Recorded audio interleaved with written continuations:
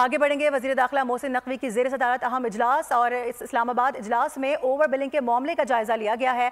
वज़ारत दाखिला में मुनक़िदा इजलास में FIA की ब्रीफिंग भी सामने आई है। आपको बता दें कि यह अहम मामला, ऐसे में वज़ीर आज़म की जानिब से कहा गया था कि फौरी तौर पर इसका नोटिस लिया जाए। वज़ीर दाखिला मोहसिन नकवी की ज़ेर सदारत यह अहम इजलास हुआ है। इस्लामाबाद इजलास में ओवर बिलिंग के मामले का जायज़ा लिया गया है, जबकि वज़ारत दाखिला में मुनक़िदा इजलास में FIA की ब्रीफिंग भी सामने आई है। आपको अपडेट कर दें, ओवर बिलिंग से मुतालिक वज़ीर आज़म शहबाज शरीफ की जानिब से फौरी तौर पर कहा गया था कि इससे मुतालिक जो भी खदशात हैं वो दूर किए जाएं और क्या क्या चीज़ें इसमें चेंजेस होने वाली हैं, इसमें किस तरह के चेंजेस आएंगे, वो उससे भी आवाम को आगाह किया जाए ताकि आवाम जहनी तौर पर तैयार रहें। तो हम देख रहे हैं कि वज़ीर दाखिला मोहसिन नकवी की ज़ेर सदारत यहाँ इजलास हुआ है और इस्लामाबाद इजलास में ओवर बिलिंग के मामले का जायज़ा लिया गया है।